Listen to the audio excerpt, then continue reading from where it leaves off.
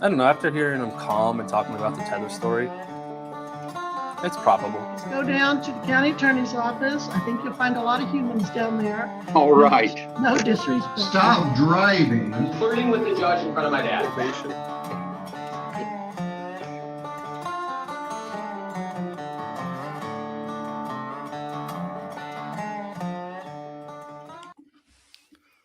What's going on? How's everybody doing? This is Colin. Happy Sunday night. I hope your NFL team won today.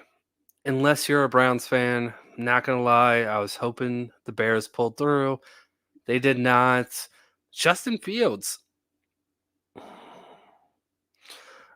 You know, every time I think there's a quarterback that's going to be a Michael Vick like quarterback that can run his team into a winning season, into a playoff spot, I'm always disappointed. Michael Vick never got his team a Super Bowl ring, but he did. He was dominant, and I thought Justin Fields would be that way. Anyways, you're not here to listen to me talk about football. We're here for court. So, this is part 2 of the Judge DiSanto bench trial that I started last night. This is when it gets really interesting, really kind of heated between the attorneys. So, if you haven't watched part 1, the link for part 1 is in the description. You should go check that out before you watch this, unless you're here live. If you're here live, watch this one first. We can recap you. At least my chat will. I'm not going to because I'm not going to spoil anything. But yeah, this is a fun one. All right. I think that's all the recap I needed. So let's go. Before I hit the play button, you already know what to do. Hit the like and subscribe, do your jump kick backflips. And if you would like to donate, my link tree is in the description as well. Please and thank you. Now let's go.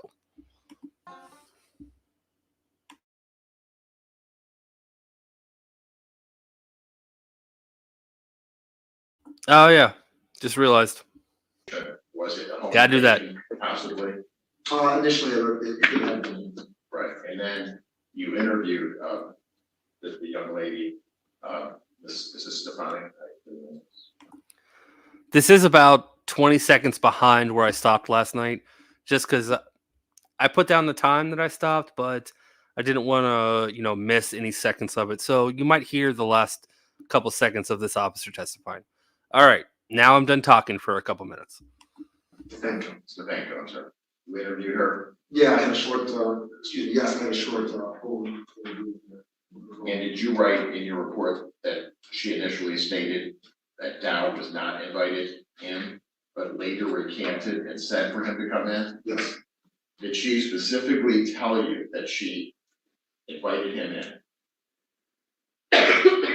I don't recall exactly what she said at that time, but I know at one point she said that she did allow him to come to the house. And you used the word recant. I did, yes. And that means that she changed what she had said earlier. Yes. Because that's a different type of thing when somebody, it's a home invasion. It's very serious. Would you agree? I agree. And so she changed and said, first he broke in, correct? And then she changed it to he was invited. Is that correct? And then second of all, I wanted to ask you about letting her know about the PPO. Were you the one who let her know about the PPO? No. It's in your report though, is that correct? Well, I advised her that one was issued, whether it was valid or not, I wasn't aware at that time. So. Okay, and that's all I have. Thank you. Okay, thank you. All right, and any cost of demolition? There's nothing for. Okay. And I'm sorry, just one question. Sorry. That's okay. And so when you advised Ms. Stefanko that a PPO had been issued, when you noticed a PPO had been issued, did it indicate if it had been served? I'd have to look at the paperwork, but I don't think it had been served at that time. Okay. All right, thank you. Any further questions based upon that question? No. Okay. I have a few questions for the defendant and I'll be done. Okay. All right, thank you. That's it. All right, and Mr. Lincoln, you're next witness. Thank you. We'll call Mr. Dow.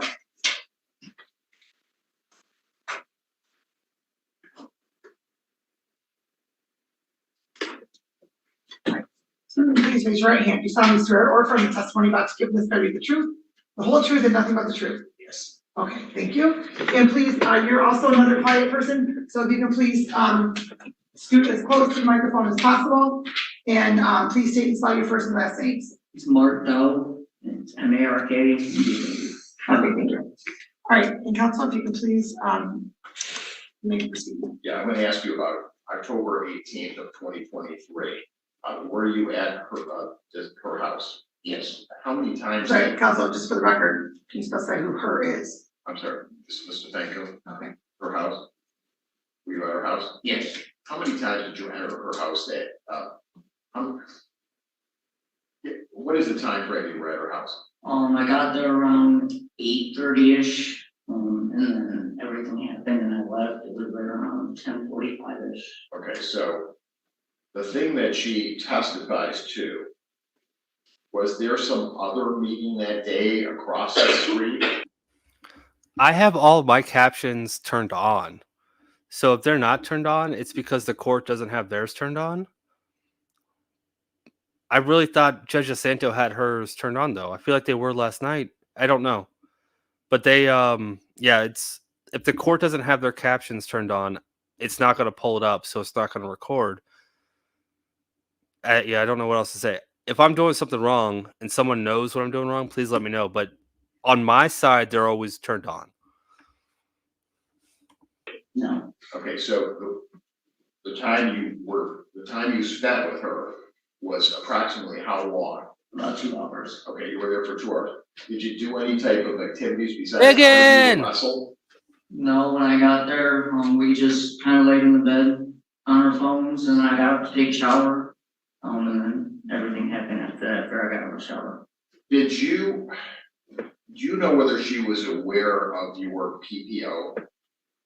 I don't believe she was, but she read it somewhere, because when I got out of the shower, she was very agitated and wanted to talk about a PPO. Okay, and in the PPO, did you allege that she is assaultive toward you? Yes, Okay, you wanted to stop? yes, Did you still want a relationship with her? yes, Okay, but nonetheless, you needed the PPO? yeah.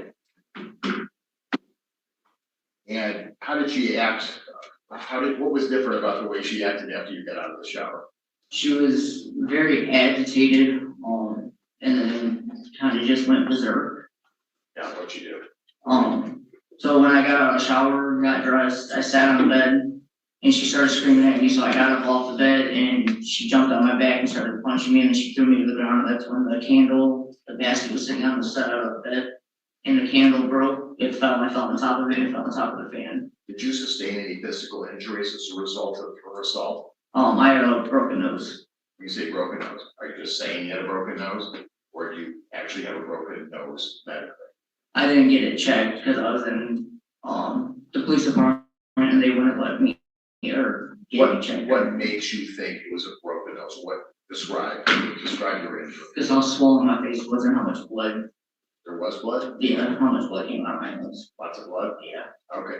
And how did that happen? How did that injury to your nose happen? So when I got back up and I went to run out of the house, she jumped on my back again, and then we fell back. She had a blow-up mattress, in the living room, and we fell back on that, and she started hitting me in the head, and then I got up, and that's when I went to run out of the house, and she went to pull me back, and that's when I reached around, and I was trying to grab anything to hold my balance from falling. What'd you grab? The Ring camera and the door frame. Can we see it still working after you had your hand on it, correct? You didn't tear it down or anything like that, is that correct? So you used it just for balance? Yes, When you went back into the house, you heard her testify, you took a couple items out of the house. Right? yes. And, Judge, I object to leading. it's what you heard, because we were right here. Did you hear her Well, say? hold on, counsel, you can't just start asking another question when there's an objection. I have to rule on the objection. Okay, go ahead.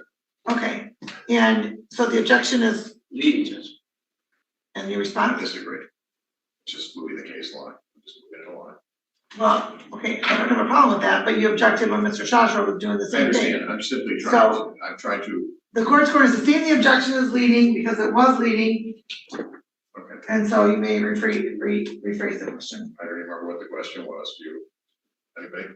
Yes, it was. Did you take anything, did you heard the allegation about her? Oh, did you taking take something? anything, did you take anything from her? No, Did she, did you try to leave the home? yes, Did she let you leave the home?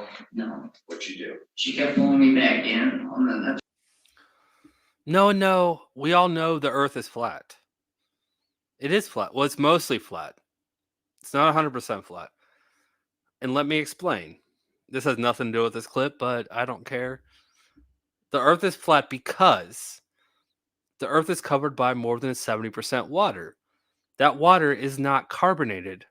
And if the water is not carbonated, therefore it's flat. So the earth is at least 70% flat. Winner, winner. All right, let's go. where you see on the ring camera, she pulled me back in and shut the door, and then I was able to get out the door, and that's when she went running after me. Okay, what's the first thing you did when you left? I tried to leave, and then I called the police when I was able to leave and get in my truck. Okay, where did you go? Came straight here. Okay, how many minutes did it take you or seconds did it take you to get to the police department? 5, maybe 10 minutes at most So you came directly to the police department to do what? to make a police report. All right, and before you even got there, did you call and say you were on the way? Yes, Okay, it's for someone to meet you, is that correct? yes. All right, and what were you gonna do when you got to the police department? Was gonna make a police report on it. For assault, is that First, correct? yes. Anything more to that story? No, just she chased me out of the house. When we got to the end of the stairs, she jumped on top of me and started hitting me, and then I got back up and I was able to get across the street, and she jumped on me again, and then ran back, and I ran in the truck. Is there any point in time that you struck her, physically assaulted her in any way? Is that possible? No, Okay, so you're saying that everything you did, if you made contact, was a result of her attacking you? yes. I have no more questions.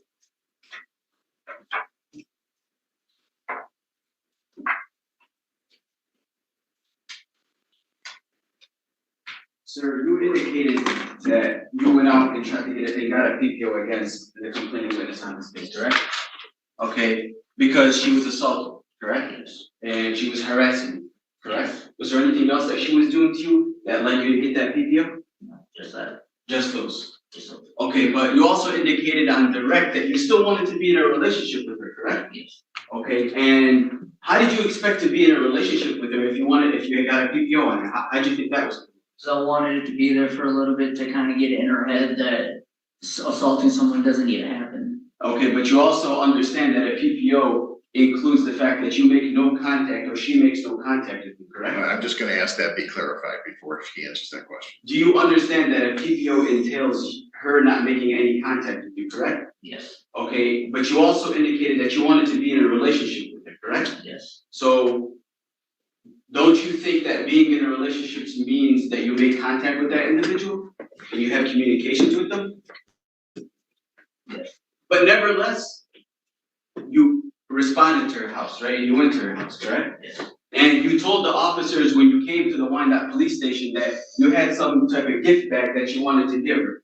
Gift bag that you referenced you seen on TikTok, correct? Yes. So that was a gift that you wanted to give to her, correct? Yes. And that was the same gift that was on her bed, correct? Yes. It's because you wanted to get back with her, correct? Yes. Okay. But you mentioned nothing to her about that PPO, correct? No, because I thought that stuff would change. And I was gonna get it dismissed. Oh, you were gonna get it dismissed, but you didn't tell her that you wanted to get it dismissed, correct?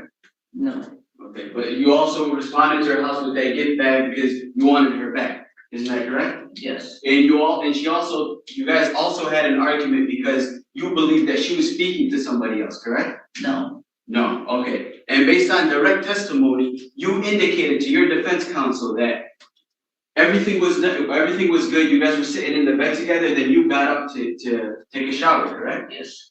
And when you got out of the shower, she was angry. Yes. So but you also indicated that she was angry because she found out that you had put a PPO on it? Yes. Okay, and how did she find out? The only thing I can think of is I had a copy of it in my backpack that I left open when I got my clothes out. Okay, and And the backpack was on the bed. so you're indicated that you had that PPO on you when you came to when you responded to her house, when you went to her I house. had copied it, yes. But you also testified that it wasn't your intention to tell her about the PPO? Yes.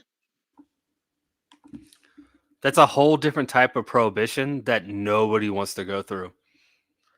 If they thought making alcohol was illegal, if you try to take coffee away from us, yeah, that's going to be Civil War 2.0.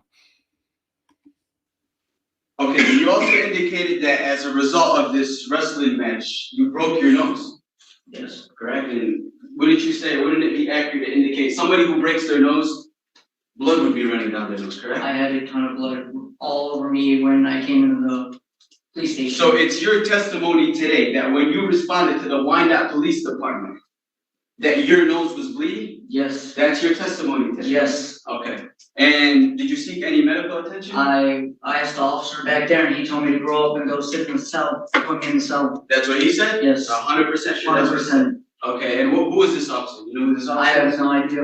Okay. But you also remember telling the officer that you're never gonna talk to her again, right, after this incident, because you were over.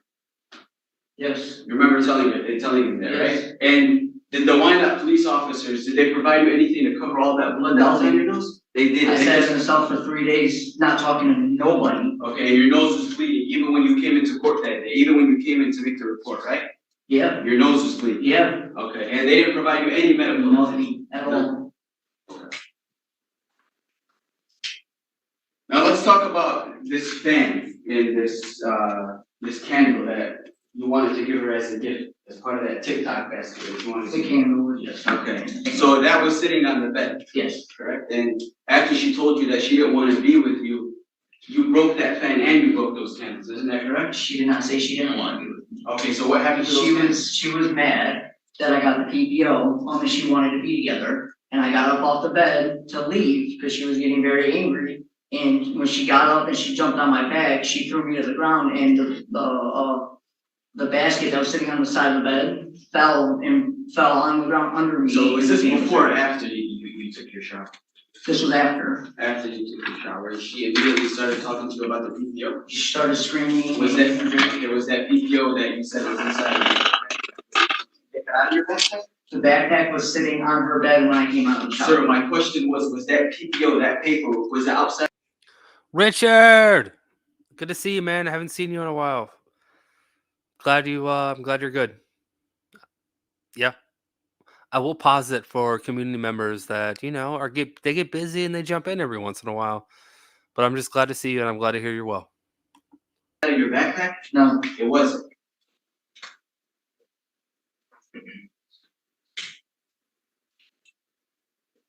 So I know you were sitting here, you have the opportunity to see those two ring doorbell cameras. Yes. So is it your testimony today that you were outside, you could see your hand on the ring doorbell? What were you trying to do at You can that? see my hand trying to grab anything right there to hold my balance from her yanking me back in the house. You can see her pushing me back in Okay, the sir, house. I asked you the questions, just answer the questions that I asked. I just. Were your hands on the ring doorbell? Yes. Okay, and did you make any statements to her while your hand was on that ring doorbell? No. No. So then you go right back into the house. I got shoved back into the house. Okay, and so when did you exit the house? Right after that. Right after that? Yeah. And that I video, ran out. that video that showed you out with her AirPods, that's There was no AirPods in my There was no hand. AirPods, okay. But that shows me. Sir, I'm not asking you a Sir, question. you have to wait for a question. So isn't it true that after this incident, you sent her a text message that you love her? Yes, Right, you did, because you still wanted to be with her, correct? I do. Okay, and you still want to be with her today? No, not anymore. Okay, but you still went out and got that PPO and wanted to get that PPO served on her, isn't that correct? Yes. There's no further questions for this witness. Okay, any redirect? Nothing. All right, so, sir, the gift bag that you brought over to her, was it a bag or what was it? There was a basket. It was a Halloween basket that they do on TikTok. You get candles and you make a basket out of Halloween stuff. Okay, so what was in that basket? There was 2 candles, 2 Red Bulls, a bag of chips, a blanket, and I believe that was it. Okay. Did you have any flowers or anything in there? No,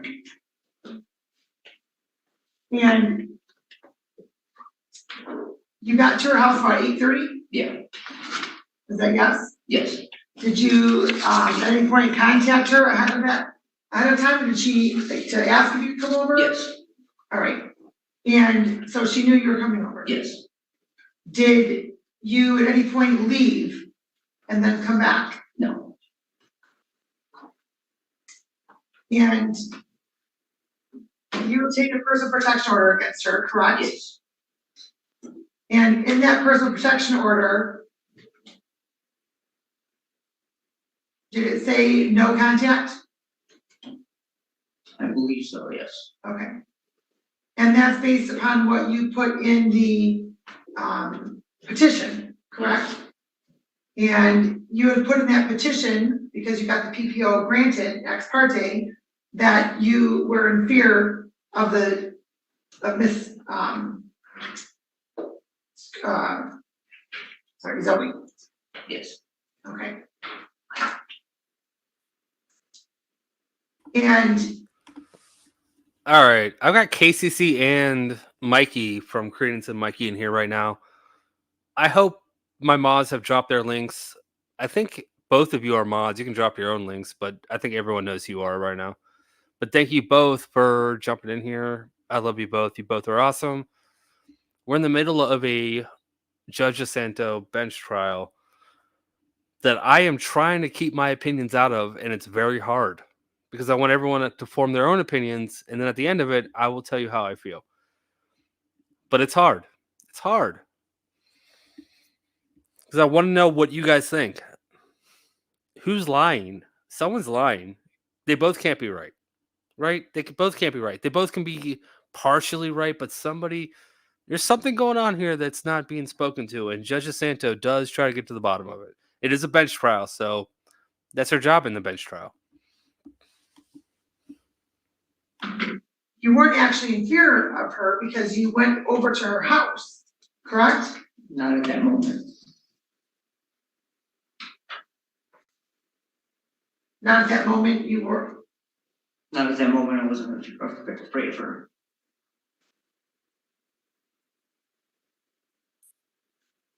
You did allege that you were in fear, that you were fearful of Zoe, correct? Yes, And after you were released from jail, did you obtain any medical,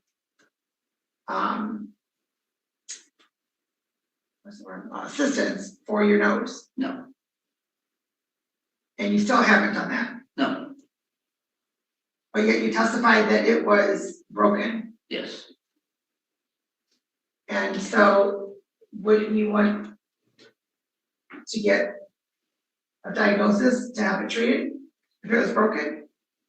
yes, but I sat in jail for 4 days. So by the time I got out, my swelling and everything already went away, and But if it was broken and not treated, wouldn't there be some issues moving forward? there could be, yes, Okay.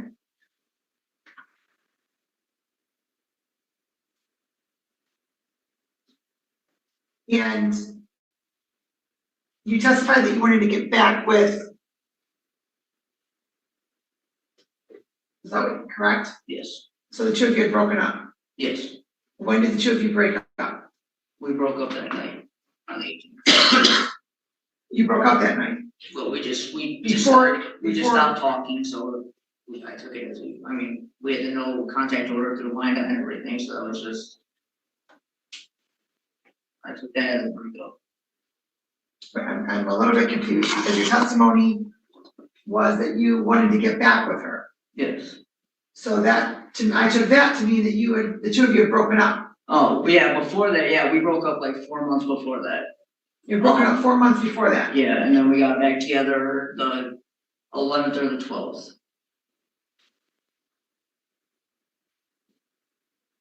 We've been on and off for the last 4 years. Okay, you had broken up 4 months prior to the incident. which occurred on October 18th. Yes, And then the two of you got back together on October 11th or 12th. yes, And you obtained the PPO on October 10th. yes. So after you obtained the PPO, where you had been broken up for 4 months before that. So you broke up, 4 months later, you obtained a PPO alleging that you're fearful of Zoe. Yes, You're granted the PPO on an ex parte basis. And then a day or two later, the two of you get back together. yes. But you went over on the 18th to try to get back together. No, we were together already. We were together for about 6 days prior to the 18th. We were with each other every day. You're welcome, Pseudo. The only reason I'm playing this is because of you. I'm not even gonna lie. It was such a long video. I didn't want to edit it. I didn't want to do it. It's a really interesting case. It's not crazy exciting until the end, which we're about to get to. But because Pseudo was begging me for it, I went ahead and did the work for it. So everybody, thanks Pseudo for me putting the work into editing this clip down from 4 hours to 2. It's his fault. Okay, well, your testimony on cross-examination was that you brought the gift over because you wanted to get back with her. No.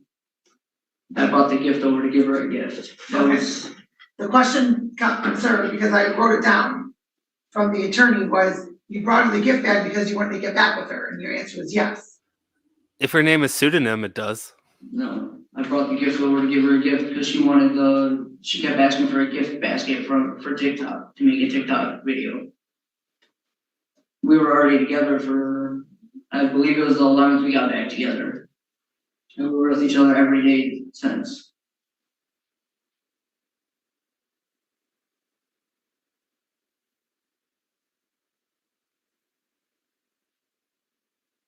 Was there a point in time, sir, that you were trying to get her phone from her in the living room? No. Okay, so those questions, let's any questions, Mr. Lakin? No, good questions. Okay. All right, and, Mr. Shajar, any questions? Judge, nothing further. Okay, thank you very much for testifying.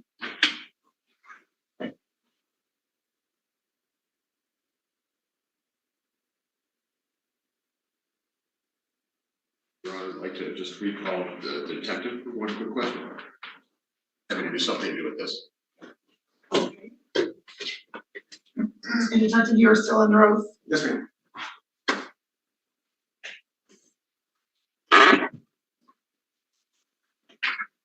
Sorry, just back up here. That's okay. Was he in there for 4 days? No, sir. Wait, how much time was he there for? 2 days. Okay, so The warrant was issued on 2 days after. all right, so my question to you is, when somebody is arrested, there's generally some sort of, sometimes I see a medical intake. Is there one in this case? That's not, that would be up to the officer in command, control that and anything like that. All right, so. What are you packing for? And there was the officer in charge of this case, you know, there actually was a video of him sitting in the lobby talking to officers. There may be something recorded from building security, but I didn't review any of that. Well, for the record, if I told you that I actually received a copy of this, that I would, it's very possible, correct? Correct. Okay. And talking to the officers about what happened, correct? Correct. All right.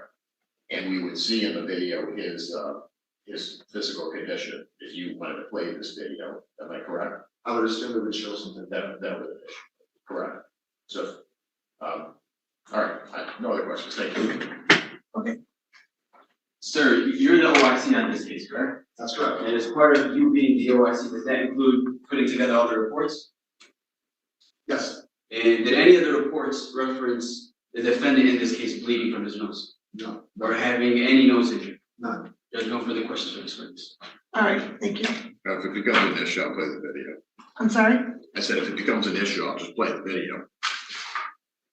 Well, All right, hold on. the credibility. Judge, and then again, he cannot play the video through the OIC.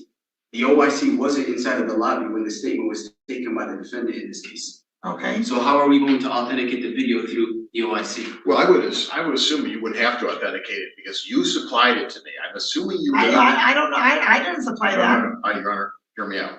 Well, hold on, counsel. I didn't say that. Counsel, hold I on, didn't say that. please. Yeah. You said you provided it to me and you're Right. looking at me. No, I meant So- the prosecutor. Okay, then please, for the record, be specific with that. I was trying to.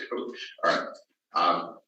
The prosecutor presented me, for the record, as with the evidence in this case. One of the exhibits was the video he gave to me, which I assume is accurate since it's his video.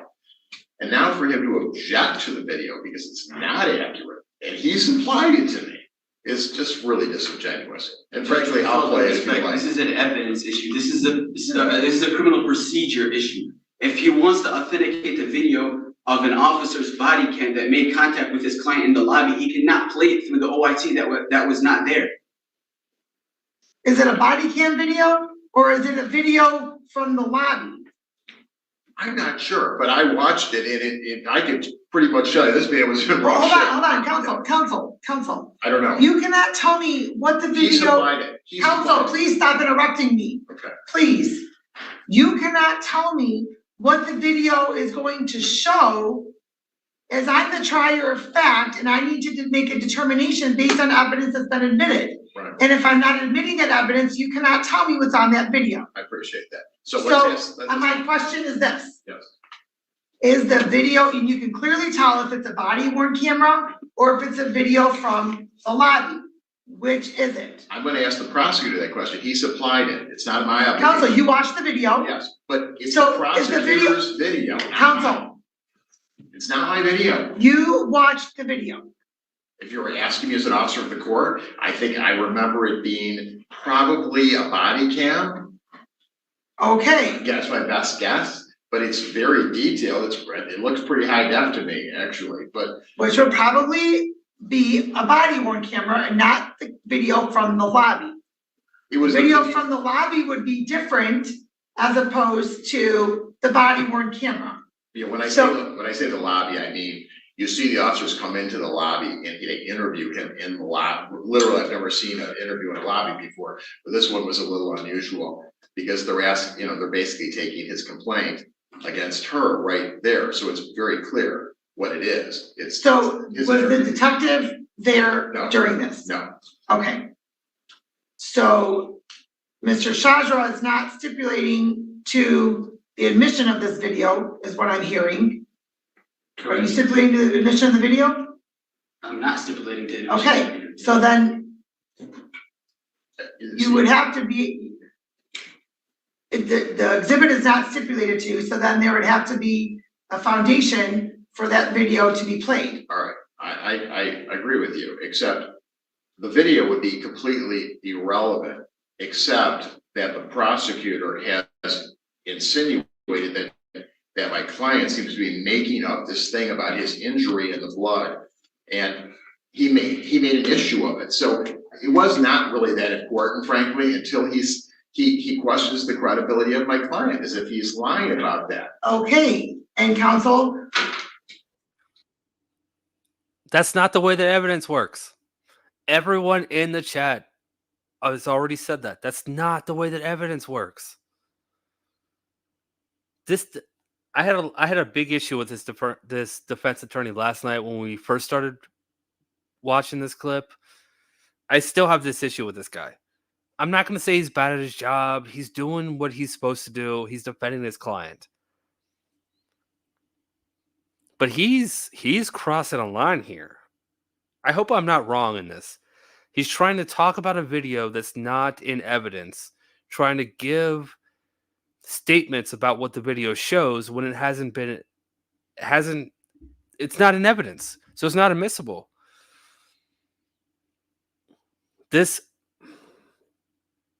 He's skating the line right now, and I'm really glad Judge DiSanto just shuts this down. I hope everyone's with me.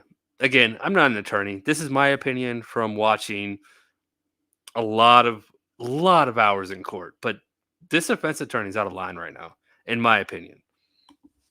The prosecutor, just as you have the right on cross-examination to attack the credibility of a witness. And so if you want to now support your client's credibility, and you want to do that by way of video, then you needed to have the officer here to play that video, because there's not a stipulation to that. Apparently, there's not a stipulation, which is frankly very disingenuous. He supplied me the video and then he wants to keep it out.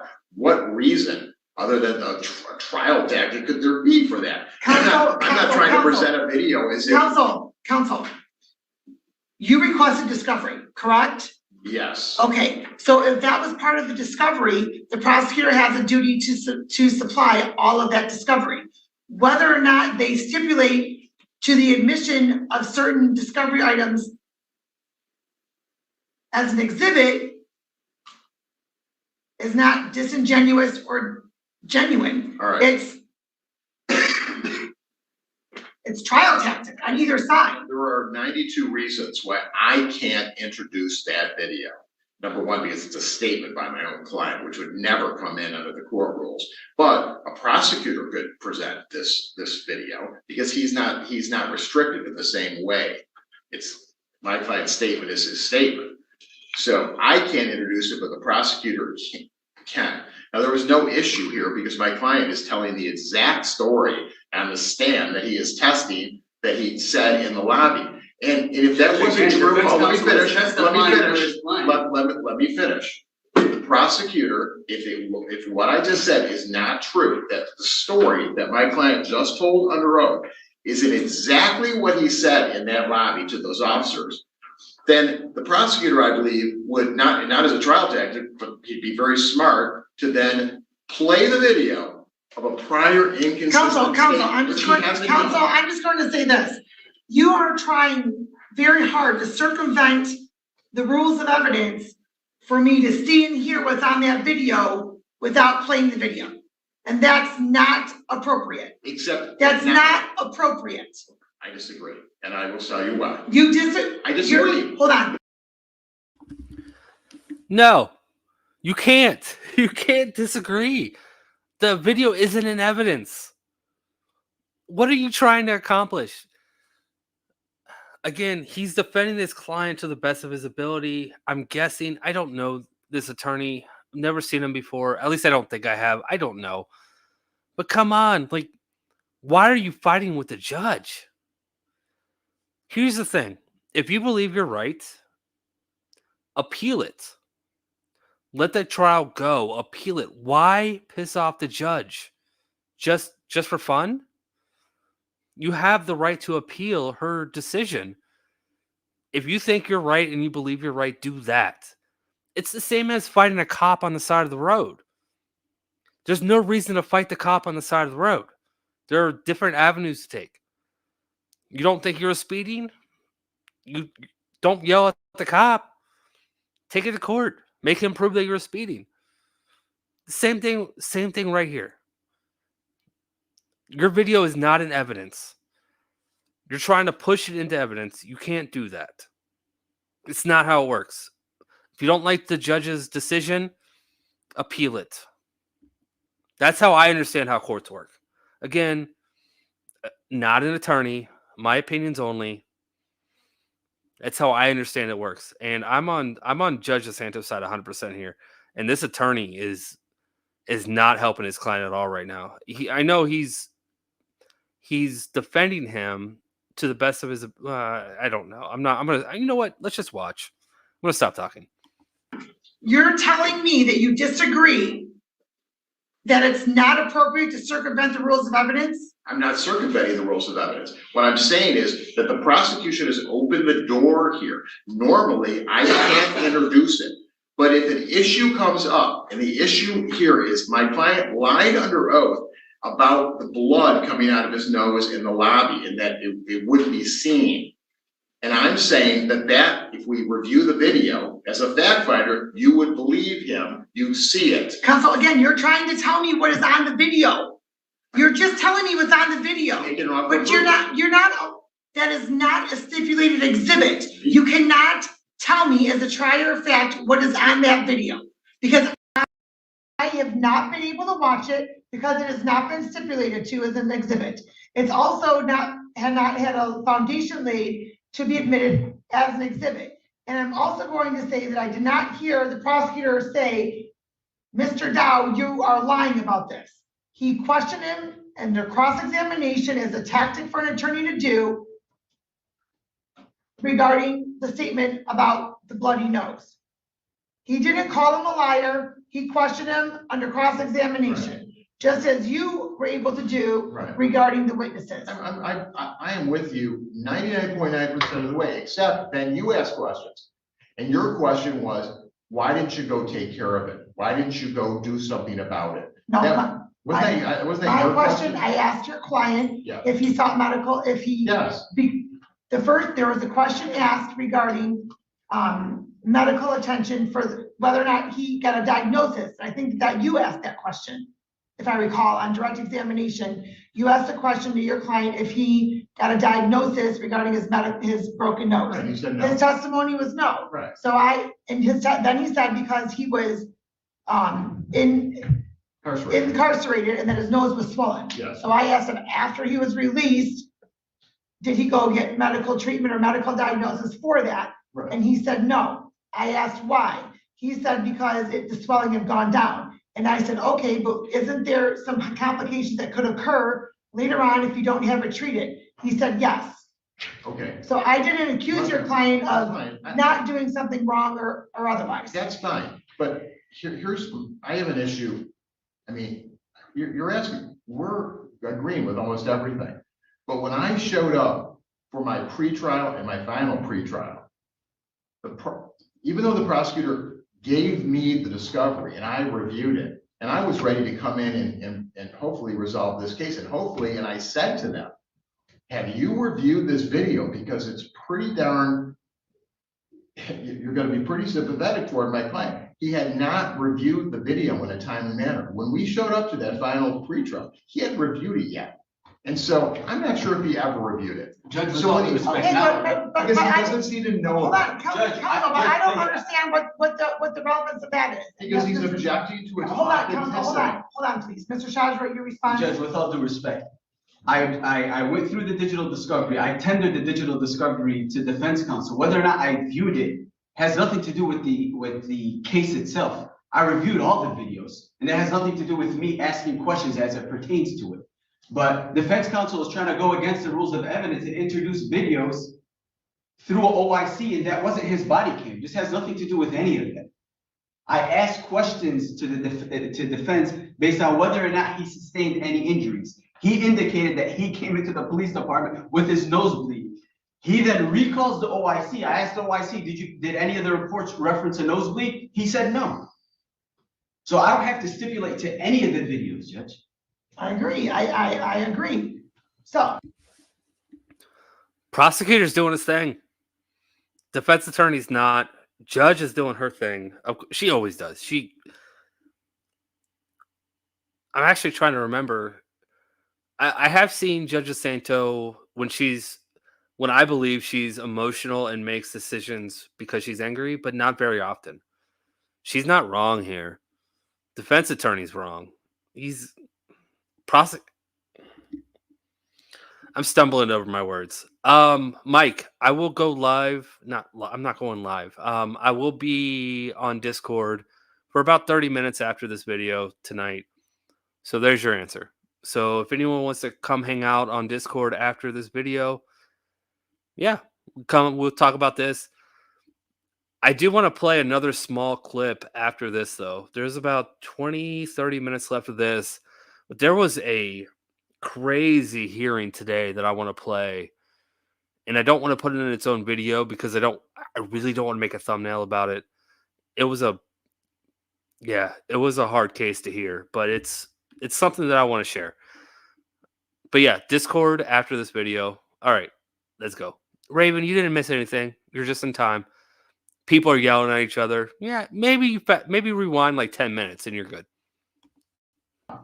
And I asked the officer if he reviewed that video, and I believe he said he had the lobby video. Am I correct? I'm sorry, you asked that. I asked the. Hold on, no, we're not in we're not in the examination of the officer again. I guess what I'm saying is that. You're asking for the video to be admitted. If you don't want to admit the video, I'm fine. I simply am making a record. I'm making my record. I'm not gonna sit here all day about this argument. I made my point. If what I said wasn't true, the prosecutor would be in. No, counsel, let me be very That's clear. not my job. I'm Hold not on, here just to one do moment, that. both of you, stop. I'm not here Both to- stop, both of you stop. Mr. Lakin, I've made it very clear, there is not a stipulation to admissibility of this video. Fine. But I ruled that, and then you're continuing to try to tell me what's on the video without the video being admitted. You cannot do that. That is circumventing the rules of evidence. I am the trier of fact. Right. You cannot tell me what is on that video, or you cannot make reference that if there is anything different on that video, the prosecutor would allow that to be admitted. That is not proper. The next, now we're moving on. That is not, the video is not admissible.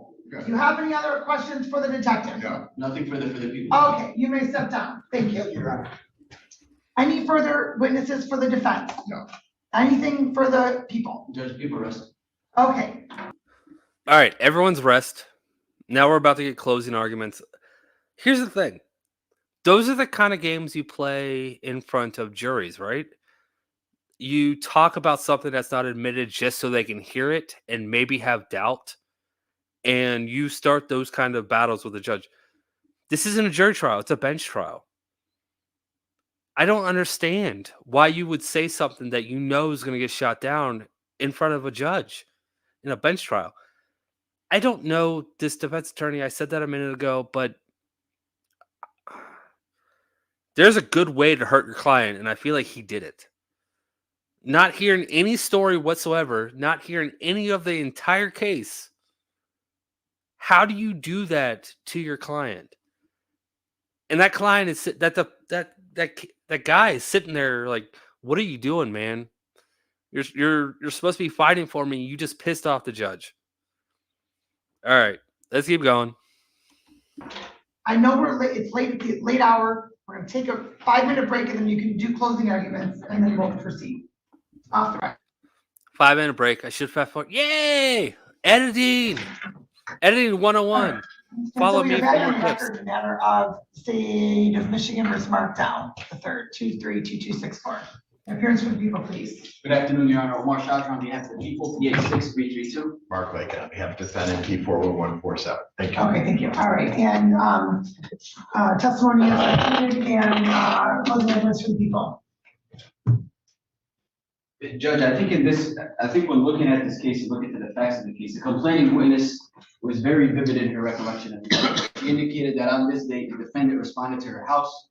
There was an altercation that occurred in their bedroom, and she indicated that she was shoved onto the bed and then shoved by the shoulders into the wall.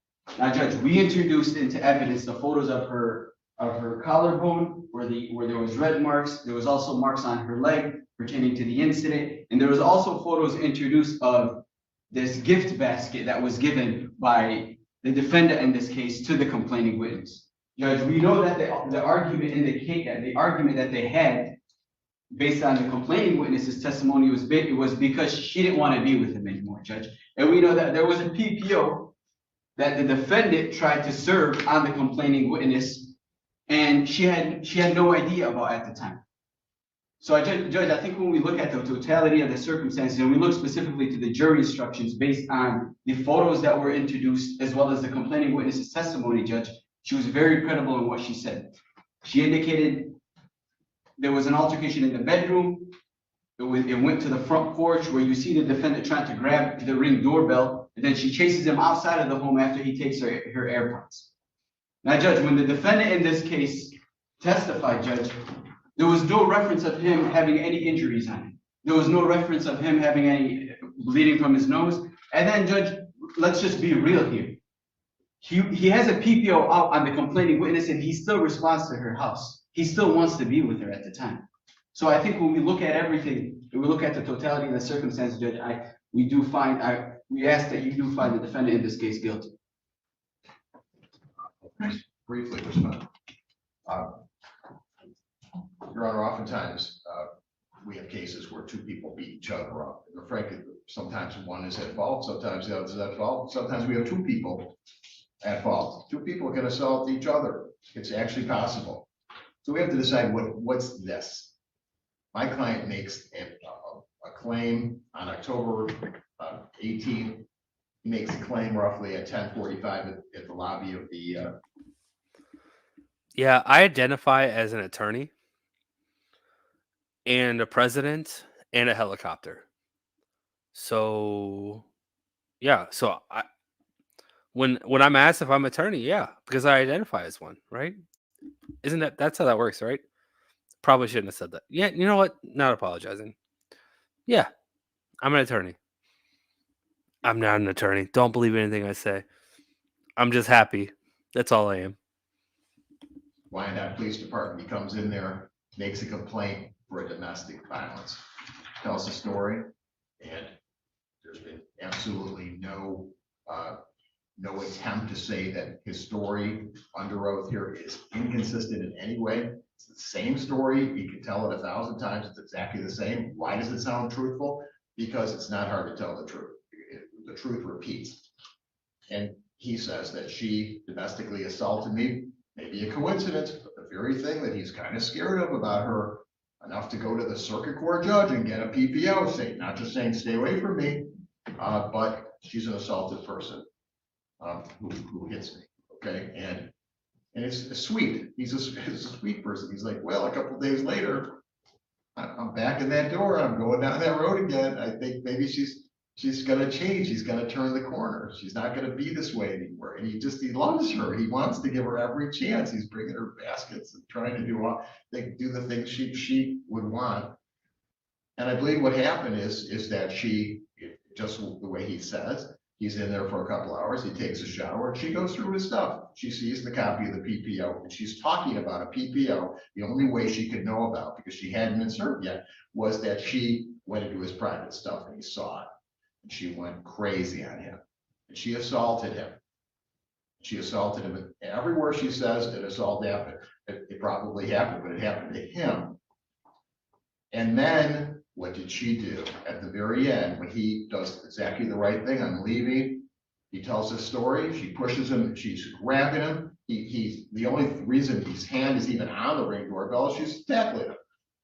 And what I'm saying to Your Honor is, we know, like I said, the truth has a tendency to repeat itself. It's not very difficult, but let's talk about her story. There is a criminal offense on the books called filing a false police report felony. It's a felony to accuse someone falsely. And she did that. She accused him of a home invasion. She said he broke in, she's lying on her bed, and she made him sound like Jack the Ripper, okay? All of a sudden, my ex-boyfriend's here, and he's beating me up, and he starts hitting me and throwing me around, and then he's stealing my iPods and my glasses, and look, he's doing all these things to me. And that's her story. And so now the police have to decide who to believe, and they make a charging decision. Except, just around that time, there is the detective, and he does his interview. And story number one is a home invasion. Story number two, she recants. Recant was his word. Yes, and it's about the biggest thing it could be. Yes, I did invite him in. What could be more important than that fact? That he's not a creep who just came in the door. That probably a story about being there 2 hours and taking a shower is the most likely real explanation. She recanted the story. He uses the word recant. She did let him in. And why? Because he had the proof, which he showed her text inviting him in. And so she knew she couldn't lie anymore. But to make matters worse, what did she do? Story number three is here today under oath. She came in under oath and recanted a second time, but this time recanting her original statement to the detective that she said under oath today, I didn't let him in, he came in without permission. She changed it back to story one under oath. She has not told the same story twice. So when it comes down to the prosecution having the burden here, their witness is not credible. And my defendant here, our defendant, could tell that story and it's not going to change it. If they want to hang on the fact that he wasn't bleeding and then argue about the authenticity of the video that they supplied, let them do it. But and then to say it's my job. Well, my job is not my job. My job is to simply take apart their case, and it's not very hard to do. It's an incredible witness. She's not believable, and she did the very thing that he is scared of her to begin with, and he did exactly what he should do. He went immediately down to he did a beeline for the police department and made the call on the way. He's not guilty. He's a good guy. He's not an assaultive type personality. It's not been shown in any way. She is a complete fabricator of it. She's making it up as she goes along. And why? Because she thinks she's going to get charged. She thinks she's going to get charged. That's what she thinks. She's seen the PPO. She knows he's on the. She knows, and here it is. Okay, this lady is just retaliating for him going to court and embarrassing her for what she is, which is an assaulter. I mean, that's just plain facts. I think this couple move on. Okay, I think he's like he testified to. He gave her the chance up until the 18th, but that's where it ended. Okay, that's where it ended, and that's where it should end. Thank you. Mr. Shadra? Judge, let's talk about the credibility of the defendant in this case, Judge. The defendant wants you to believe that he went out and got a PPO on the complaining witness because he indicated on the record that she was assaultive and she was harassing him. But he came over to her residence with a gift basket, Judge. And he also wants us to believe that he had a backpack on and he had that PPO in there because he wanted to show her, hey, I have this PPO out against you. Is this somebody that wants to get back with this female? That's not the actions or behavior of somebody that wants to get back with the complaining witness, Judge. And he indicated on the record, he wanted to get back to her at that time. He wanted to get back to her, and he even texted her after the incident that he loved it. So I think when we look to the credibility of the complaining witness, he lied the whole time of the defendant. He lied the whole time he was on the stand. And then he wants us to believe that he had a broken nose, Judge. That he came to the Wyandotte Police Department with a broken nose. And as he indicated, blood was gushing from his nose and nobody helped him. And there was no reference in any investigator's report that he was bleeding, Judge. The OIC indicated there was no reference of that. So I think that's very important to take into consideration. This is an individual that's unhinged and is upset because the complaining witness has moved on and has found somebody else, Judge. This is what we have here. He was upset on that day. That's why he took that gift basket that he bought for her and he threw it and he destroyed her property. Okay. All right, so the court heard testimony from, All right. What do we think? What is going on? Does anybody know what's going on?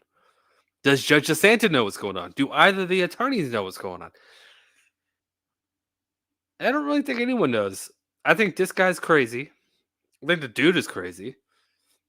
He got granted a PPO, went to her house with a gift basket. Come on, man. I see this guy as a controlling type. I think that she tried to break up with him and she might have her own issues. And he goes to her house, even though he has a PPO against her, with a gift basket. He's texting her beforehand. She lets him over. Neither one of these parties are innocent, but yeah, this guy can't do that. You file a PPO against someone, then you go to their house. How does that work as a PPO goes? If I have a protection order against somebody, let's say it was me and, some random person. I was granted that PPO. I went to their house intentionally just to talk to them with a gift basket to say sorry.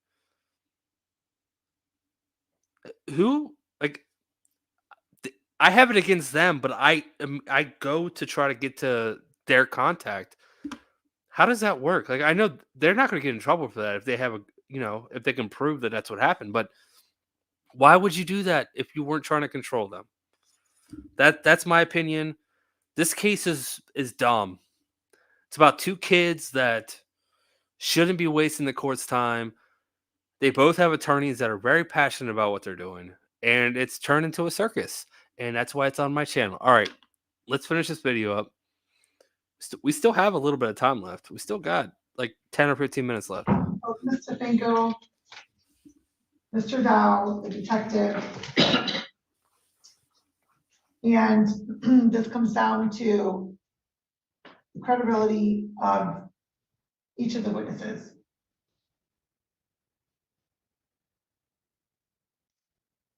There seems to be some confusion, misunderstanding, lost timeline, I don't know. The testimony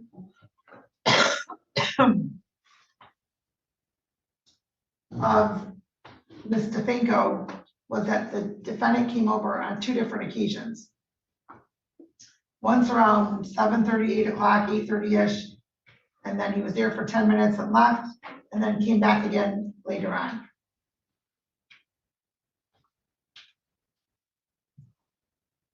The testimony of Ms. DeFinco was that she did give Mr. Dow permission to come in, come over, what have you, the first time, not the second time.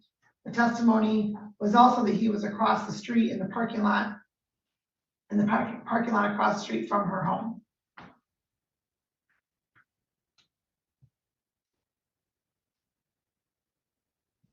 The testimony was that she was already in her room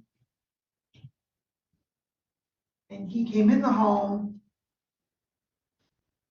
and went into her room, and that's when things went awry. She said that he pushed her back onto her bed, and then she was able to jump off her bed, and then she had shattered glass from the can. There's also testimony that then there was contact in the living room, which Ms. DeFinco described as wrestling, and Mr. Lakin then categorized it as a wrestling match, and that upon the court's questioning or clarification it was clarified that Ms. DeFinco laid on her phone and Mr. Dow laid on top of her because Mr. Dow was trying to get her phone. That was testimony of Ms. DeFinco. That testimony was consistent on both direct and cross-examination. Testimony from Mr. Dow was that he went over there with a basket to try to get her back. That was the testimony. Then the testimony was that they had been off and on for 4 years. They had broken up 4 months prior to the incident. That there was a PPO that was obtained about 8 days before the incident, which was 4 months after they had broken up. Once the PPO was obtained, then Mr. Dow's testimony is that the 2 of them got back together. And then he took the basket over because she wanted the basket. They had the candles in it. The testimony was also that he did not put his hands on her and in fact took a shower, which Ms. DeFinco stated that didn't happen when she was being questioned regarding that as well. Mr. Dow's testimony was that he had a broken nose because she assaulted him.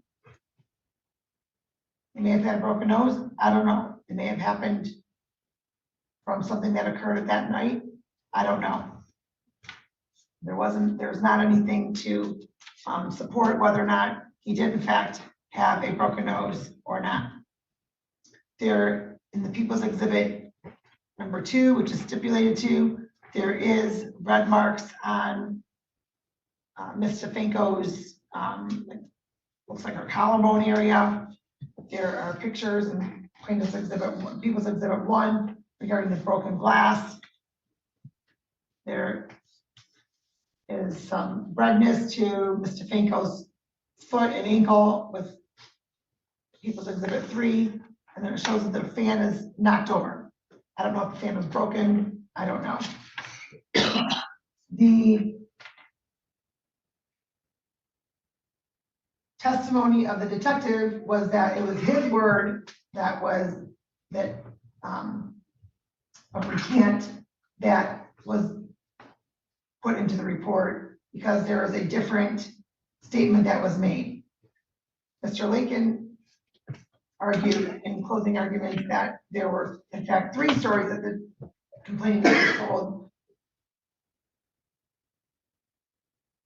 and that one was recanted and another one was recanted. What this court heard, and the court wrote notes on it, was that Mr. Dow went over 2 different times. One time was about 7:30, 8 o'clock p.m., and the other time was 10:30, 10:45 p.m.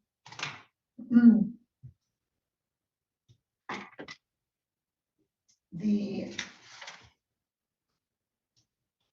court, in weighing the credibility of the witnesses, the court does have, it's not lost on the court that Mr. Dow has indicated or testified that he was, in his petition for the PPO, was fearful of Mr. Finko.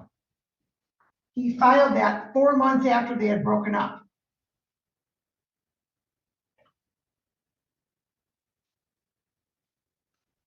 There wasn't any testimony that there had been continued contact within those 4 months. The very next day after he gets that PPO, he testifies to this court that the 2 of them were already back together. On cross-examination, he testified that he brought the basket because he wanted to get back together. The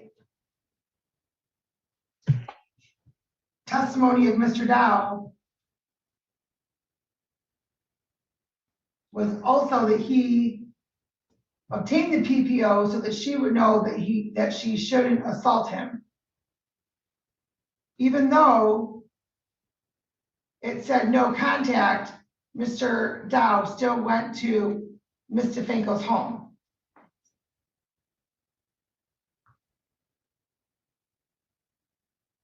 Mr. Finko's testimony was that she was unaware of a PPO until it was told to her that night by one of the officers.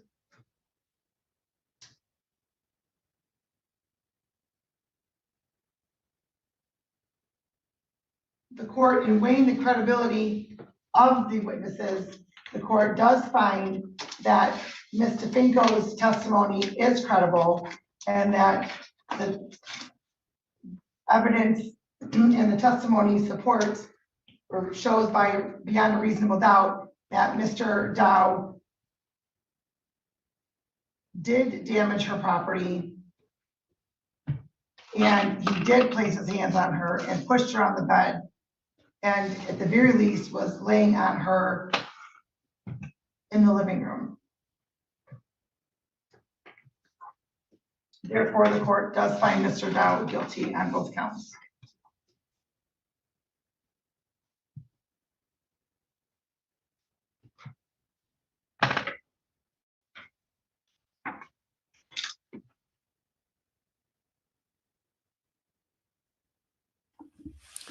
Guilty on both counts. Schedule this matter for sentencing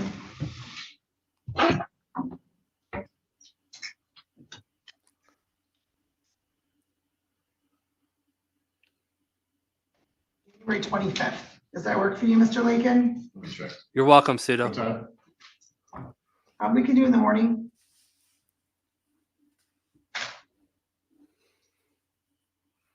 Yeah, that'll work.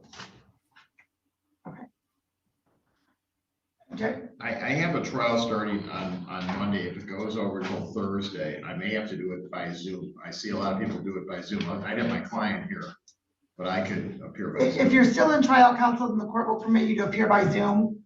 All right. If you're not in trial, then you have to be in person. All right, this is Okay. done. So We we're can stop. talking, We can stop it. It's done. Yeah. Guilty. I don't know if there's anyone that didn't think he was guilty besides the defense attorney that was trying his hardest. All right. I've got over 300 people watching. I have a video that I was going to premiere tomorrow. I'm still going to premiere it tomorrow, but it's a case I want to show. You guys want to watch another case? You guys want to watch some more court? Or you guys want to call it a night? Up to you. I'll give you guys about 10 seconds, but this case is done. What do we think? Are we up for another case? Or are we ready for bed? It's a little after 9 my time. I'm game. More, yes. Peach wants more. Everyone's saying yes. All right. All right. You guys want some crazy court that happened this morning? Peach, you already saw all this, just so you know. You were in the chat when this all happened. All right. Hold on. I think I have my intro. Yep. You know what's awesome? When I'm already going through a video and I get to see my intro again, I get to comment about my intro. It's so much fun. Here, listen, I'll talk with me. I'm talking about the Tether story. It's probable. Let's go down to the county attorney's office. I think you'll find a lot of humans down there. All right. No disrespect. Stop driving. I'm flirting with the judge in front of my dad.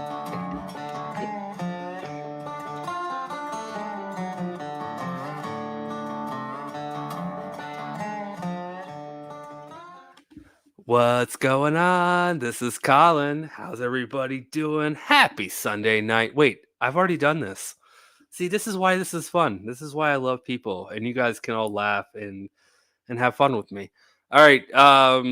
Let's see. This was WAP today. I don't even know what WAP stands for. It's WHAP. It actually sounds really bad when you say it out loud because it sounds like, the rap song WAP, but that's not what it is. But phonetically, that's how it sounds.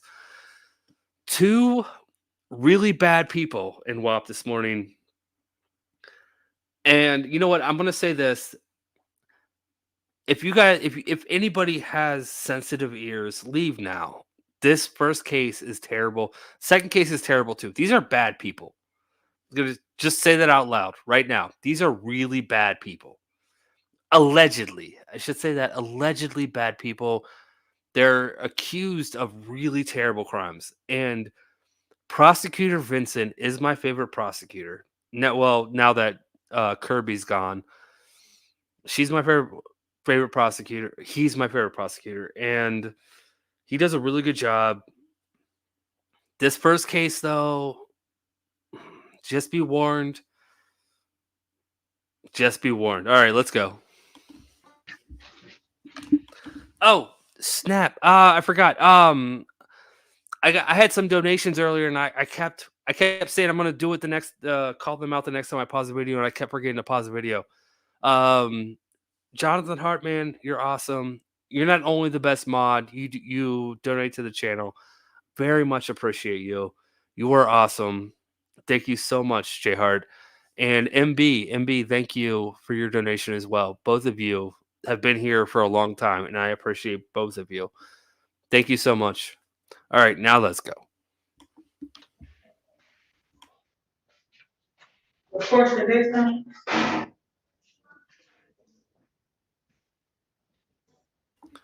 Fred, you are the second best mod. You don't even have to ask. You already are. Just no one knows you as Fred, which makes it weird. Name, please. LaPortia Dixon. Thank you. People versus LaPortia Dixon. Steve Renson for the people. Philip Reagan on behalf of Ms. Dixon, Your Honor, waive the formal reading, stand mute. Thank you, counsel. The court notes formal reading has been waived. What did I mess up? What did I mess up? Oh, what did I do? What did I do? Don't I missed the police. No, I didn't want to read. No, I got the police report in the next one. Did not want the police report in this one. I did not mess that up at all. This is already a hard enough case to hear. No, no, no, no, no, no, no, no, no, and no. I'm not going to play the police report for this case.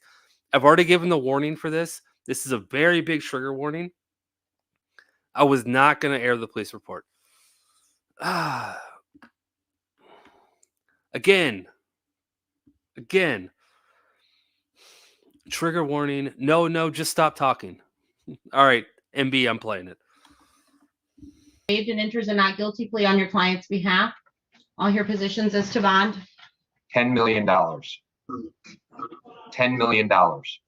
If the defendant were to post, we would be asking for a tether as well as an alcohol tether. I think it's just the charge.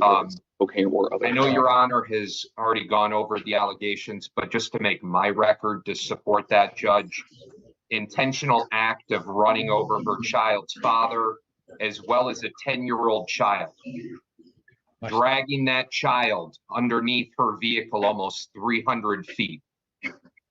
That child still in critical condition with major injuries where body parts already had to be reconstructed. Body parts on that child necessitating 90 plus stitches. Don't know whether or not that child is going to survive. And let's talk about the father that they share. They have a child in common. That individual ended up getting run over as well. Judge, when you talk about just a danger, if this defendant is capable of doing something like this, the people believe she's capable of doing anything. We know that a $10 million bond is high, but we do feel it appropriate in this matter, Judge, and respectfully, we would be asking you to issue. $10 million. He hit it straight out. This is why I love Vincent. $10 million. And then, like, you saw the judge kind of perk up, and he's like, no, $10 million, this is why. This is why you can't pay enough to have a public defender like Reagan. He tries his best. He really does. But how? How are you a public defender? How are you a defense attorney? And how do you do this? But Reagan is classy. He does his thing. He's one of my favorite public defenders that I watch. I'm going to say that beforehand because he has to defend this woman against these allegations. I'm saying that because he does do the best he can. Thank you. So For the defense. let me just say, Judge, my client is 34. She has no prior criminal history, Your Honor. She lives in the city. She does have children. She has small children. Now, what I want to say, Judge, and I don't want to say anything to lessen the seriousness of the outcome. You have children in the hospital fighting for their lives. You have people that were hit with a car and run over with the car. I don't want to try to lessen that whatsoever, Judge. But what I do want to say is that what I initially saw in this report was that the complainant and defendant were drinking. So I go back to the dangers, the absolute dangers of alcohol and how much alcohol can allow you to get behind the wheel and do some of the things that you do. And I'm not saying that these are allegations, but at the end of the day, I don't want to speak for Ms. Dixon because I'm not Ms. Dixon. But I will say, Judge, that when you drink to the point where you're blacking out, where you're doing things that you don't even kind of realize sometimes, it can come to this point. And I'm not saying that that's not a danger. And I think this is a danger, but I think that she's a danger not because she wants to go out and kill somebody, but because she used horribly bad judgment and drinking that much alcohol and getting behind the wheel of a car and making a poor decision. Now, obviously, she has to deal with the consequences of that. And there's nothing I'm trying to lower the fact that actual event happened. I'm trying to put a little bit of reasoning behind why it may have happened in terms of her intent, in terms of her mindset, in terms of what she was thinking or doing at the time. She was drinking heavily and ridiculously. That you'll have to deal with, Judge. But I don't think $10 million, I think that's very excessive, Judge, in this case. I do pray for the family. I pray for the children that are involved in this.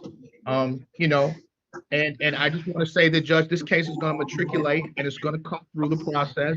And Ms. Dixon is going to have to deal with it. She's going to have to deal with whatever actions happen that particular evening.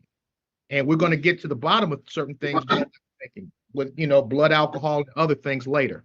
But for right now, Judge, is she a threat? I think if she drinks, I think if she does not drink, I don't know if she is a threat because she doesn't have any history. Doesn't have any criminal history of doing stuff, hitting people, running people over, shooting people. Doesn't have any of that. So I want the court to be mindful of that when setting bond. And Your Honor, I just want to state for the record, there's nothing in any part of this record that goes to what Mr. Reagan said about blacking out, about drinking to the point where you don't know this from that. These are things that he's just, for all intent and purposes, just like he thinks the investigative report you're saying that came out of nowhere. But whether or not it didn't, she does have. I give counsel some leeway because the investigator's report is essentially what the police tell us, right? And so when they're telling us things, they're telling us what their client told them. It's okay. There's information their clients may give them that's not in the investigator's report that they find relevant, and I'm not going to say it's not true just because it's not in the investigator's report. I do note that it's not in the investigator's report, but I then presume that it is coming from client's report. What I will say about this case, though, is this.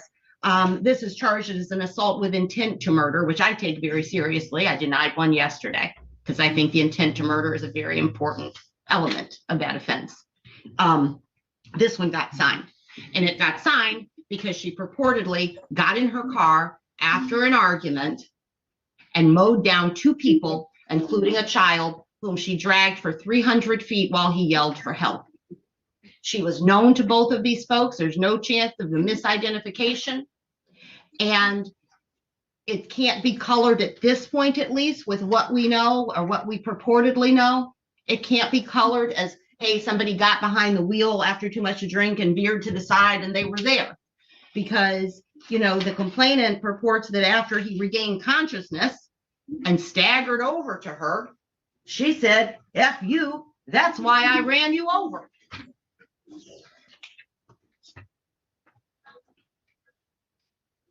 I do believe, given that there are two witnesses, two people, the complainant and the person they call witness two throughout this report. I'm not sure why he would be merely a witness because she is charged with respect to this child too. That both of these people, these complainants, knew who she was. It's been confirmed that they were arguing, something was going on, you know, and then we have two people run over and dragged and a purported statement of intent to run over. I do think that is clear and convincing evidence that there is a high danger to both these complainants and the community at large. You know, a lot of people drink and a lot of people drink heavily and they don't get in their car and mow children down out of anger. If that's what people do when they're drinking, then they need to stay in custody where the rest of the community can be made safe from them. Bond is set in this case at $2 million cash, no surety. If she's able to make that bond GPS tether with full home confinement,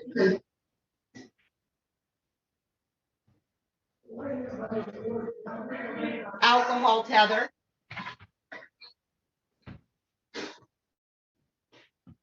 no contact or attempted contact with either complainant, meaning no verbal contact, no written contact, no contact through third parties or social media. Any attempted contact would be considered a violation of the conditions of the bond. Next court date will be December 19th. That's Tuesday in front of Mechanico for bond redetermination. After that, probable cause conference is set for December 28th at 8:30 a.m. Preliminary examination, January 4th at 8:45 a.m. Both of those in front of Judge Giles. Thank you. Thank you, Your Honor.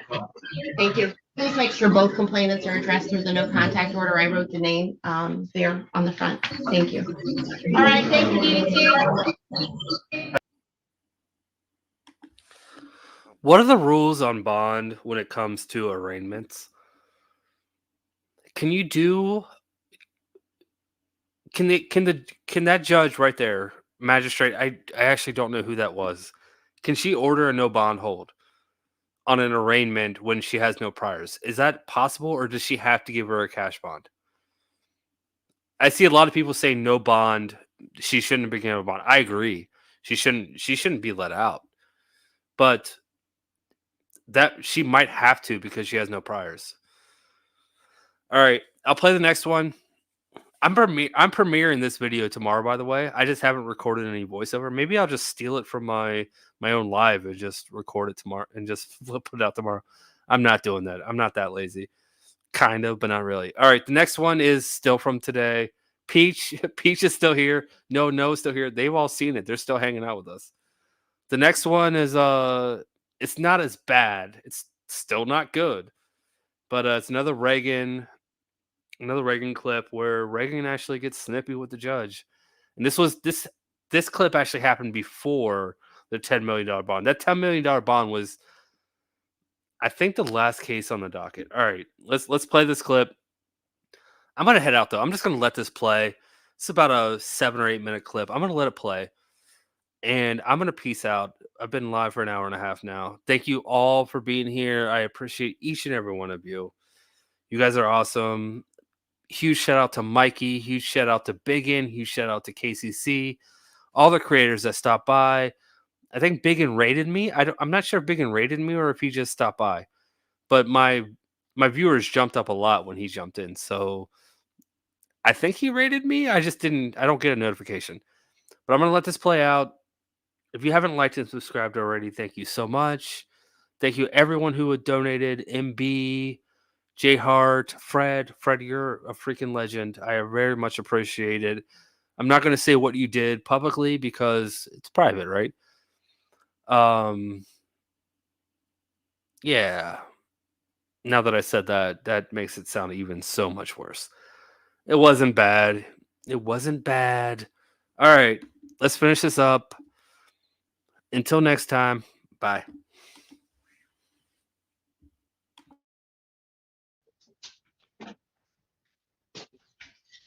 Good morning. Still. Good morning. Of course, I got the Morning, actual reading How in are this you? one. So this is going to be longer than 8 minutes because I put the reading in this one.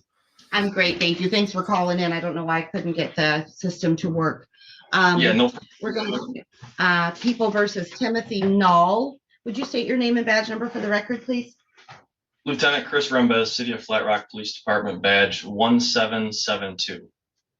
Thank you. And are you going to testify today from personal knowledge or an investigator's report? The investigator's report, Your Honor.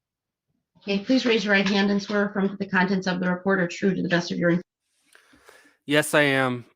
About 15 minutes after my live ends, I will be jumping on Discord in the lounge.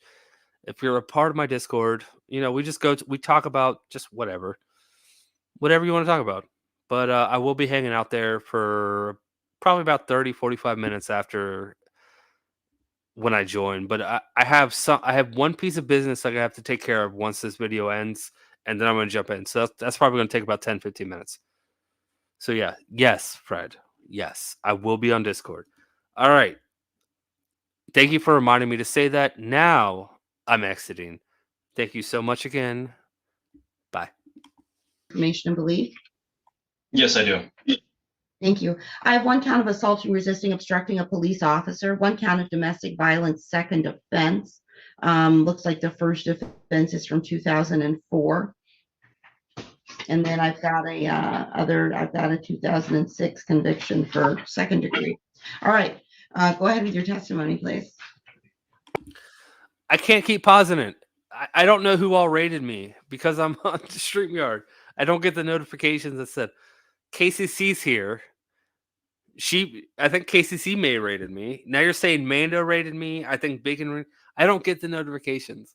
I really don't. So for everyone that did raid me, and I now I just feel like a jerk. I feel like a jerk for multiple reasons because I keep pausing it, and you're just listening to me talk over and over again. All right.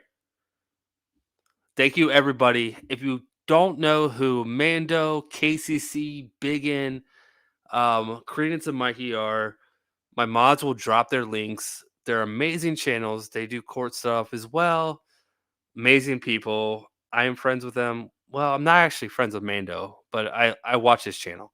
But the other three, I am actually personal friends with, and they're amazing people outside of just being YouTubers. So go subscribe to them. Now, let's finish this up. This is actually a good one when I stop talking. So I'm out now. Nobody ask me any more questions, please, because I'm done talking. My night's over.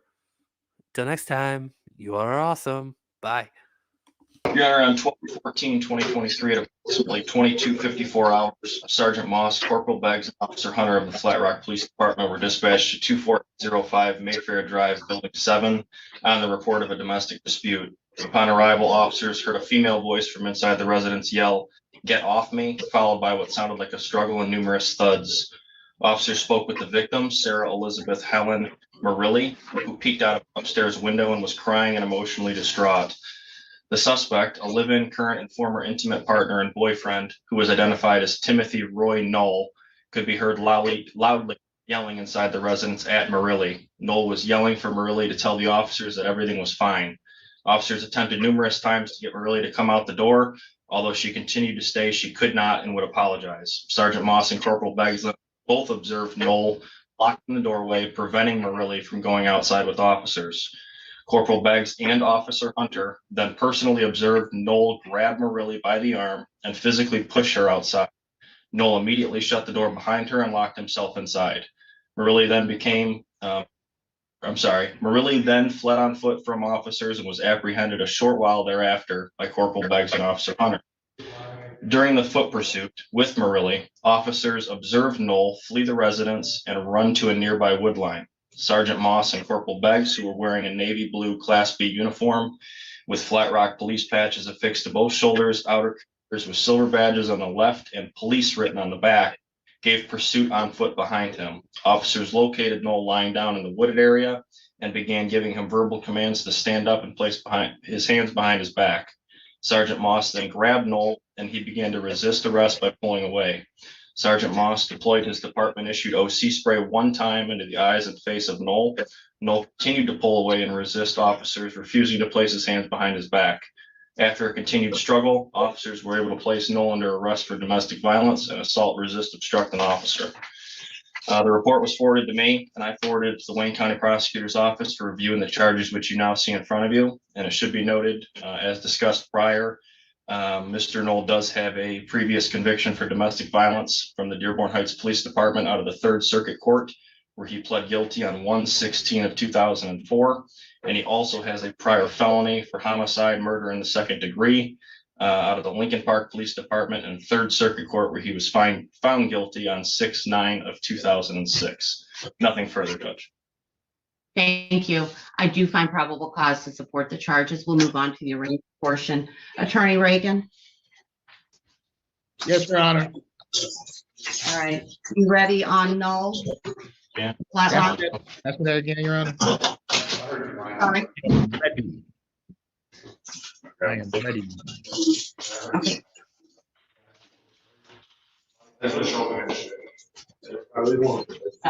All done.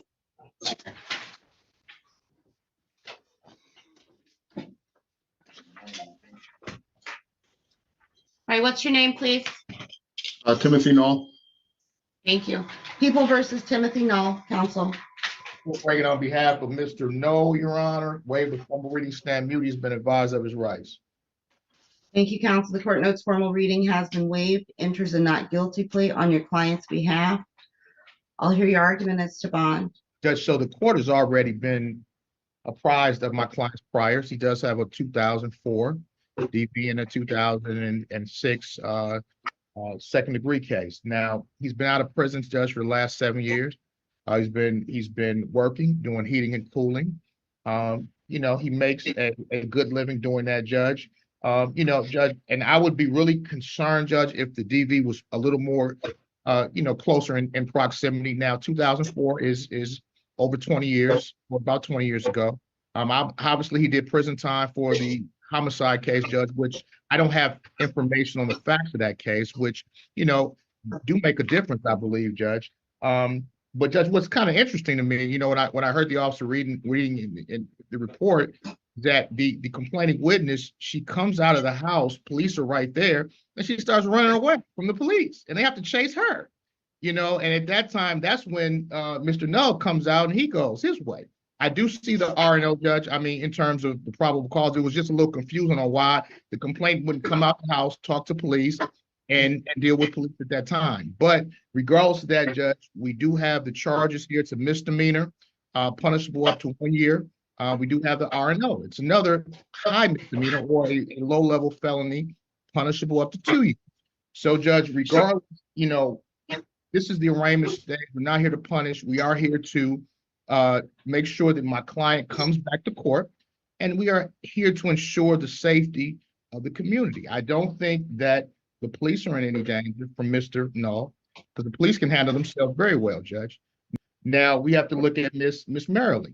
Now, if you tell him to have no contact with her, it's not going to have contact, Judge. I think that would suffice in this particular situation. Again, Judge, since he's been released from POC, there have been no situations of domestic violence to my knowledge. There have been no issues to my knowledge. I don't know what happened that day, what set them off, but it'll come out later in court proceedings, Judge. But while we're waiting for those court proceedings to matriculate, I'm going to ask respectfully for a personal bond for Mr. Null. And whatever conditions the court wanted to impose, we'd have no objection. But again, Judge, I would ask for that. I do understand, the R&O situation was a little bit, tumultuous in terms of going in the woods, in terms of having to spray him. I get that, Judge. But again, it's a 2-year felony and probably wouldn't do a day in jail if he was to plead on it, Judge. So I'm asking the court not to keep him in jail now and to set a high personal bond with whatever other conditions the court wishes to impose. Thank you. There are a couple of areas of the investigator's report that I want to make sure I'm referencing, because they do influence my bond decision. Mm-hmm. The first Mm-hmm. is upon reviewing the interview conducted with Ms. Merrily, she stated she was running from the suspect and not the police out of a fear for her safety. That's the first thing that concerns me. Okay. Now, the second thing, she was asked if she wished to prosecute Null. She was unsure and could not provide a definitive answer. She stated that she loved him and believed he needed help. So now that starts to frame what I'm going to talk about next, which is, she says they've been in a dating relationship for approximately 5 months and living together 3 to 4 months. She says, quote, "This has been ongoing and progressive. She's been in abusive relationships in the past, quote, but nothing like this."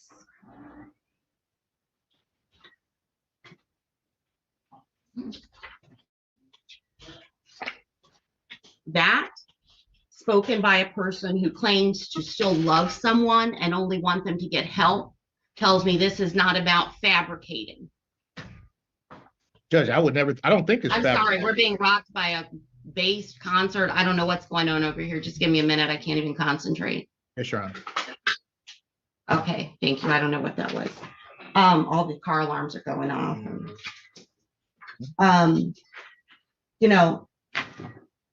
That coupled with a prior misdemeanor domestic violence 2 years before a conviction for second-degree murder causes me great concern for the complainant's safety.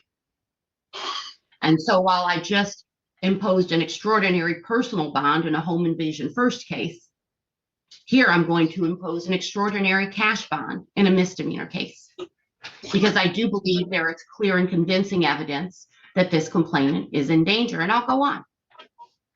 It's the police who arrived at the house and were trying to get her out. And she's apologizing to them and crying and saying, I'm sorry, I can't.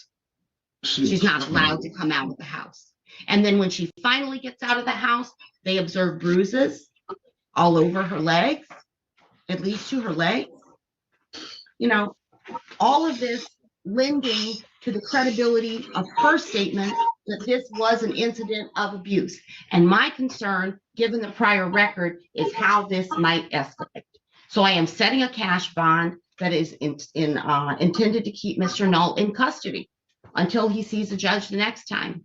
And while you're right that he may not receive jail time, I don't know how cooperative the complainant's going to be. There's stuff going on in the file. It's possible.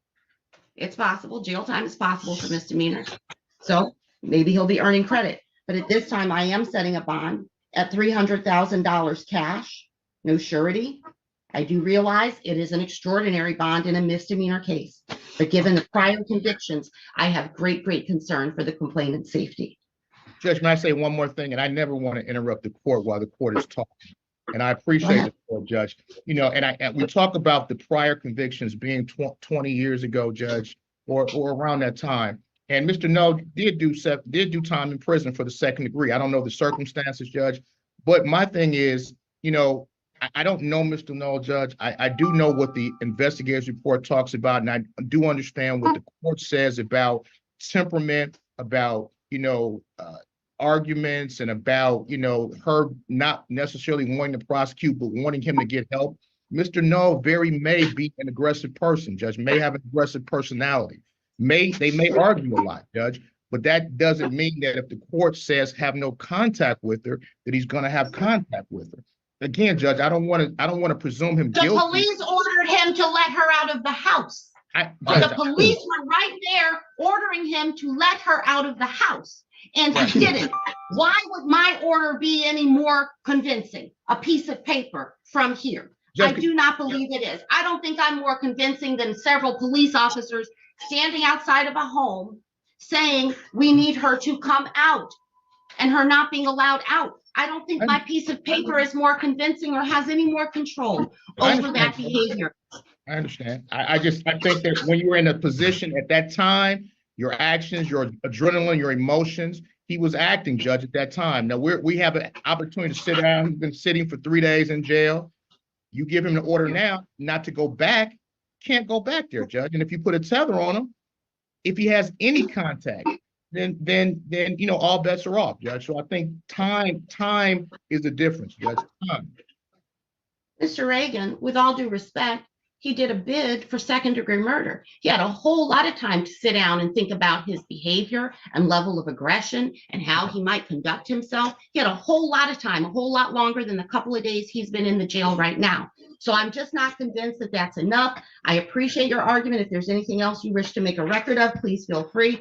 But I am convinced that the bond I'm imposing is the right one for this complainant to keep her safe and allow her to participate in the proceedings as she wants to do.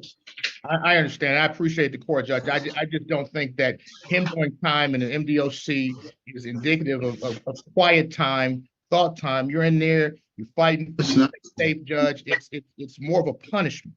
And I think that I don't think he should be necessarily held or blamed for certain things that we don't have knowledge of. If I knew why he did the bid, Judge, or what the circumstances were, I could understand and articulate it better. But I appreciate the court giving me the opportunity, Judge, to to respond. Okay. All right. So he's going to be in front of a judge again December 26th at 9 a.m. He can certainly ask them to change my bond, and they may do so. It is a high bond in a misdemeanor case, but I believe it necessary for complainant's safety. That's probable cause conference, December 26th at 9 a.m. After that, preliminary examination is set for January 2nd at 9 a.m. Let me finish, and then if you have questions, you can ask. Bond is set at $300,000 cash, no surety. He's able to make that bond GPS tether with full home confinement. There is to be no contact with the complainant if he makes the bond, and there is no contact with the place of the offense if he's able to make the bond. All right. Was there something else? Judge, I have nothing further. Mr. No. Go ahead, Mr. No. So Do I get home to the whole 300,000 or what? Yes, sir. This This is is a outrageous. 300. It Well, may if be you have a bail outrageous. bond- I find the descriptions in this investigator's report outrageous. I do. I didn't keep That's her why in it's in there. post. I let her go. What are you guys talking about? So can I get a bondsman to do this or? what? Absolutely, you can. Absolutely, you have that right. Okay. Okay, So all right. I get you. December 26th, 9 a.m., January 2nd, 9 a.m. And yes, you can talk to a bondsman. If you're able to make that bond, as I said, GPS tether, full home confinement, no contact with complainant, and no contact with place of offense. All right. Well, hold on. I work in Ohio, so can I go to Ohio to go to work?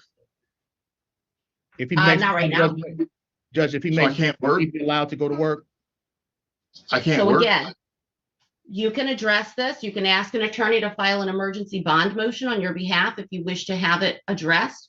Right now, Yes, I have you I on a do. home confinement tether. Okay, I have a GPS tether on you with home confinement. So you'll have to ask an attorney to file an emergency bond motion for you if you want to have that condition lifted, because that's what I have on there right now.